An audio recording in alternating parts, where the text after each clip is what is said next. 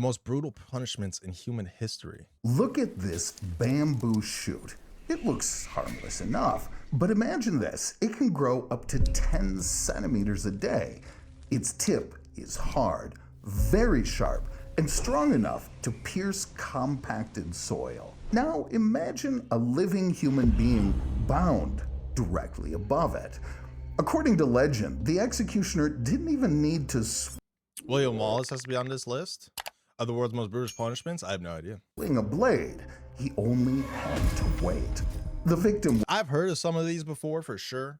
Like the thumbnail is like the rat and the bucket, and that's getting heated up. I've heard of some of these punishments before. There's some crazy stuff that has happened in like human history for punishments. I don't even think this video is gonna cover like half of it. would be bound above young bamboo shoots, and if this method was ever truly used, the horror wouldn't have been the blood, it would have been the pressure. The rigid stalk could supposedly pierce the skin, then slowly push into the abdominal cavity. A plant just growing through you, just slowly, just. Internal organs don't respond to pain exactly the same way skin does, but they are extremely sensitive to stretching, crushing, and pressure. Once inside, the blunt stalk doesn't slice cleanly like a knife. Instead, it physically pushes tissues apart, compressing and crushing organs like the stomach and liver from the inside. Bro, that shit ain't even piercing you. It's just pushing through you, bro. It's just fucking pushing through your ass. That deep, expanding pain can trigger nausea, spasms, and repeated vomiting. You might It had to take you a while to die from this. It had to have taken you a while. Unless you got pierced pretty good with like one of the first ones. But it had to take you a while to die from this. That said to have been oof. ask, why doesn't the brain block it? Well, with sudden trauma, the body can sometimes dull the pain temporarily through shock and a rush of stress hormones. But slow pressure works differently. It doesn't create one sharp burst of pain that the body can then briefly override. It stretches the agony out over time. And the most horrifying part is this. If the major blood vessels stay intact, the victim won't quickly bleed out. They will stay alive, feeling something growing inside them, potentially for days on end. Ew. Now, here's a method that works in the opposite way and leaves not a single bruise on the body. Waterboarding. The victim is strapped down on their back with their head tilted backwards. A cloth is placed over their face, and then water is continuously poured over it, blocking the nose and mouth almost instantly. Your mind can scream all at once, calm down, you're lying on dry land. But the brainstem takes over and sounds the alarm. We are drowning. Automatic super panic sets in. The chest begins to convulse. The lungs reflexively try to take a life-saving breath, but all they meet is wet cloth and water. Bro, your brain's your own worst enemy. Thinking you're fucking drowning and you just got a wet cloth over your face. It's gotta be one of the worst things. Like, dude, I know I'm fine. It's just like my brain's just telling me I'm drowning. I'm not, I'm good. Just everything just pointing to that I'm drowning. Ugh. Ugh. It's full panic mode and everything. Ugh. Water. Within 15 seconds, this primal panic wipes out all logic. The torturee on the table, who is now having the worst minute of their life, begins to suffocate not from the water, but from their own spasms. The heart starts racing. And for people with vulnerable cardiovascular systems, that combination of panic, oxygen deprivation, and the overwhelming sensation of drowning can lead to real medical consequences. That's what makes it such a terrifyingly clean torture method. Similar forms of water torture were used as early as the early modern period, including in religious and judicial interrogations. In the 21st century, the CIA adopted this method, subjecting one post-9/11 detainee to simulated drowning 183 times in a single month. When these details became Yo. They did this to one guy 183 times in 1 month. What? Public, a massive international scandal ensued. But the main paradox is this: it doesn't reliably work as an interrogation tool. A person overwhelmed by panic may say just about anything and confess to almost everything just to make the water stop. I've heard that torture isn't even proven to work. Which is why it's banned worldwide. It doesn't work like at all. It's been proven to not work. If someone's going to tell you something, they're going to tell you. If they're not going to tell you, they're not going to tell you. It's been proven not to work at all, which is kind of like the whole like CIA whistleblower thing, which is what all this was, the post 9/11 stuff. Pitch capping. This one, oy, oy, oy. A thick paper cone is placed on the victim's head, and boiling pitch is poured inside. And pitch, by the way, if you don't know, is basically hot tar. Black, sticky, boiling nightmare glue. So, wouldn't you think the victim would die instantly from shock or an overheating brain? Actually, no. The skull and head tissues, for a while anyway, protect the brain from instant overheating. So death doesn't come right away. First, your skin, hair, and scalp tissues burn. And during this boiling hot pitch is, of course, absolutely unbearable. But the real nightmare begins when it cools down. The scalp is packed with nerve endings. The cooled pitch firmly bonds to the hair and living scalp tissue. Oh, don't tell me they yanked this shit off. As soon as it hardens, the executioner forcefully rips the cone off. The flesh comes off with the cone in a single piece. OMG, that's horrible. And here, imagination is no longer needed. The body switches to catastrophe mode. That shit rips the skin straight off your scalp. An appalling deep burn is now instantly followed by exposed raw tissue meeting open air. And this isn't something out of a dark, twisted fantasy, but a real historical tool. It was used by the British government forces, militia, and yeomen against Irish rebels during the 1798 rebellion. People are the worst sometimes, aren't they? And this cap wasn't even used for interrogations, but as a public act of terror. Sometimes soldiers, for fun, would add gunpowder to the pitch and set it on fire. Victims were often left alive, allowed to roam the streets with flayed skulls, as living warnings of what happened to anyone who dared to rebel. Ugh, that one's gonna give. Yeah, why the gunpowder? Just a little more intensity? A little more intensity on top? Me nightmares. Keel hauling. The bottom of an old wooden ship is not smooth. Over months of sailing, it becomes covered in barnacles. Oh, I've heard about this Barnacles before. are those hard little razor-sharp shells you see sticking to the bottoms of boats and docks. Now, imagine a person is tied to a rope, thrown overboard, and dragged underwater across the hull at speed from one side to the other. Drowning quickly was the lucky outcome. As you're dragged underwater, the barnacles act like a giant cheese grater. They flay the skin off you, and then as they get deeper, now tear out Bro, I'm trying to drown instantly. I will just like immediately just drown myself. I'll inhale water. I'll pass out.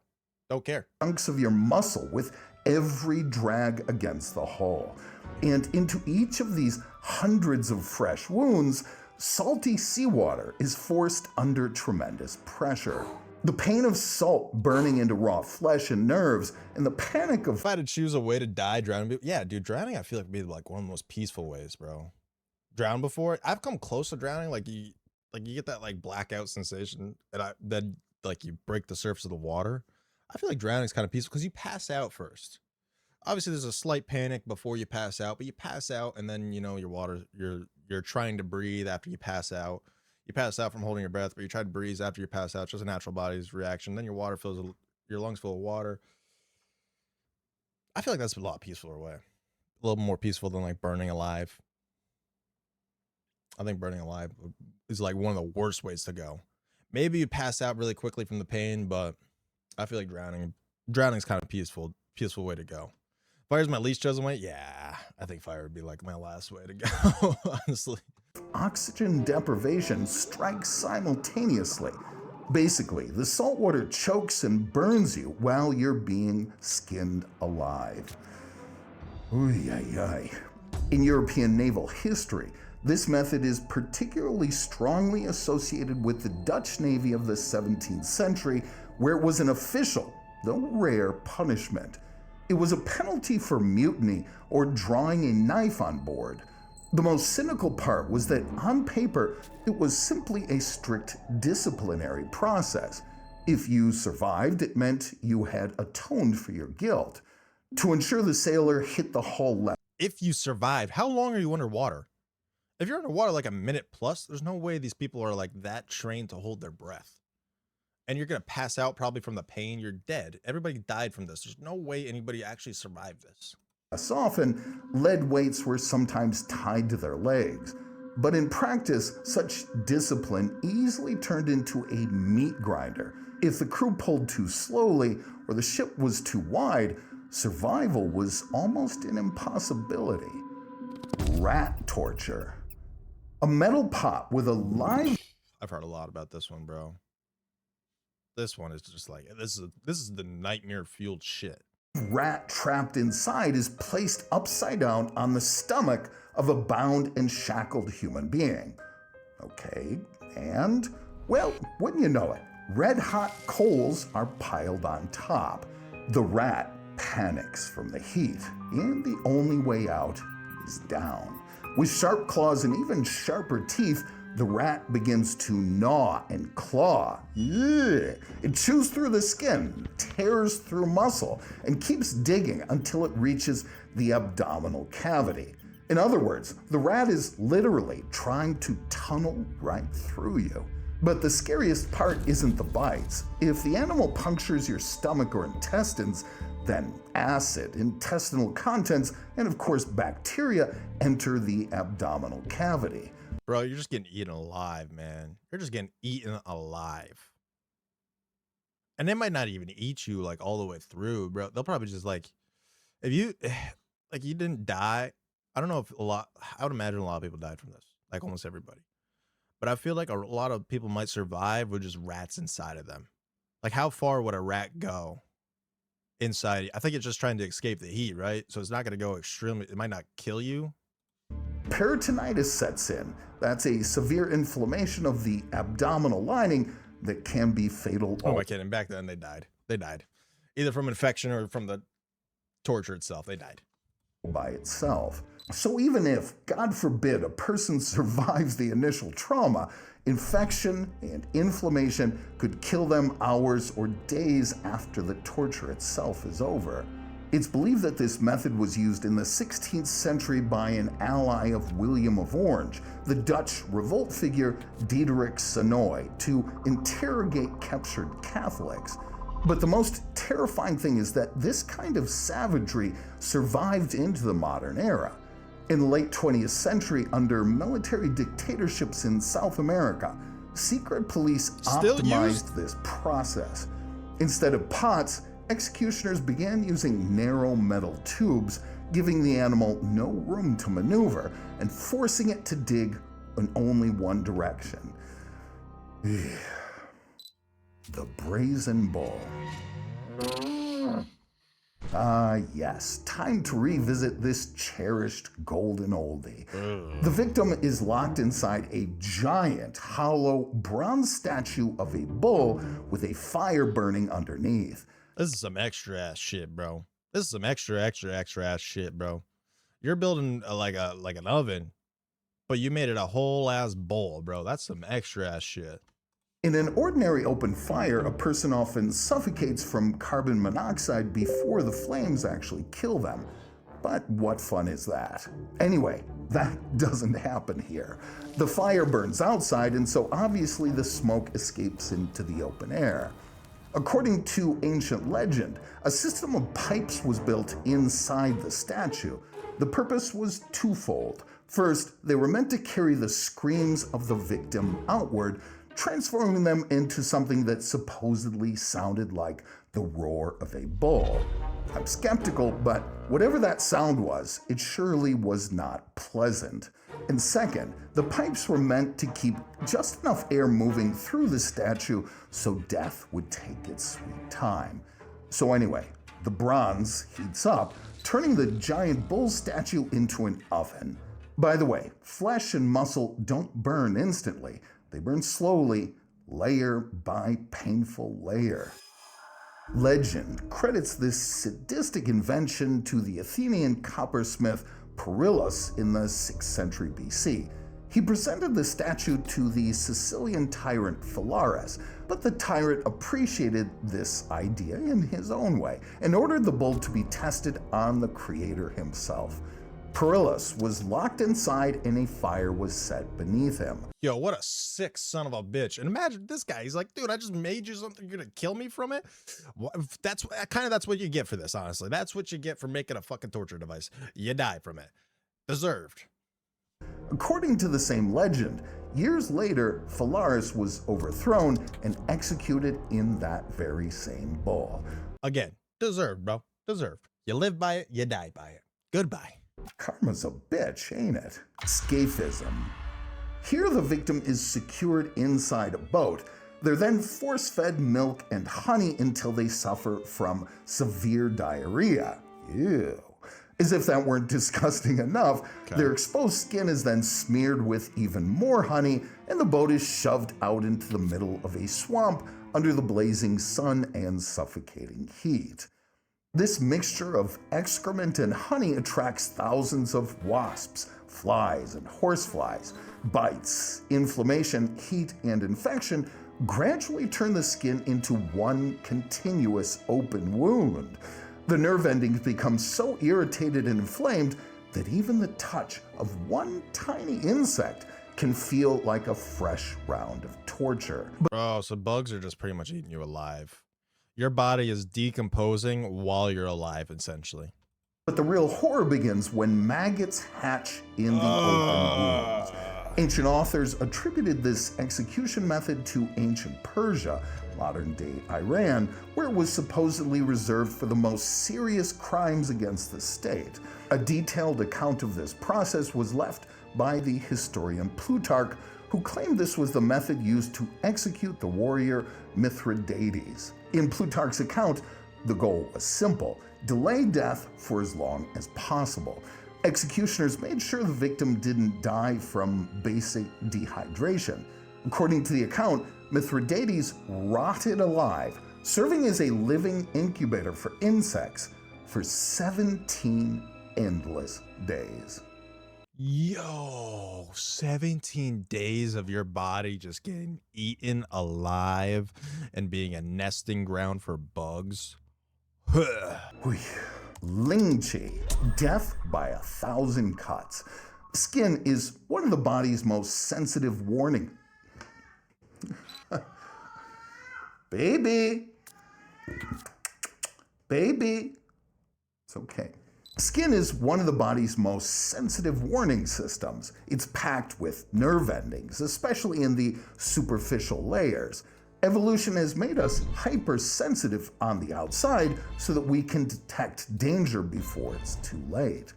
And Chinese executioners knew this in their own horrifying way.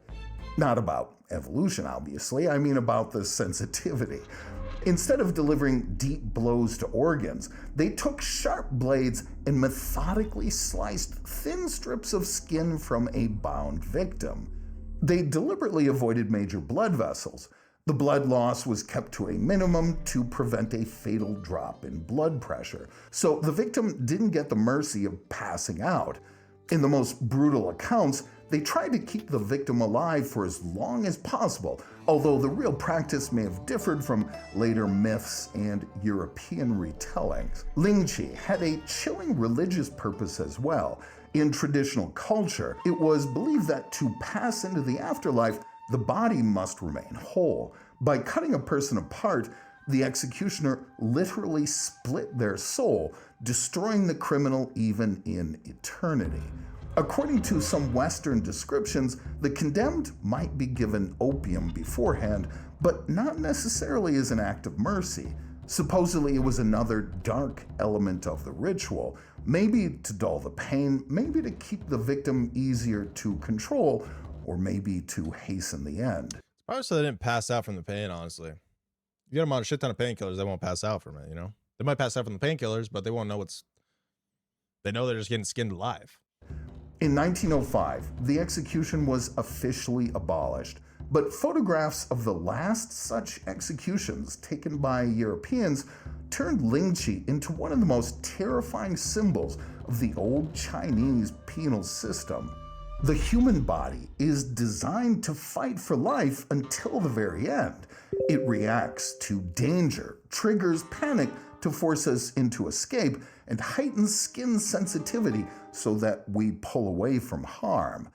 But as the history of torture shows, it was that same drive to survive that made the suffering unbearable. Executioners didn't invent anything supernatural. They simply took the mechanisms that were supposed to protect us and forced them to work against us. Which one is going to give you nightmares? Let us know in the comments. Bro. That'd be a video though, man.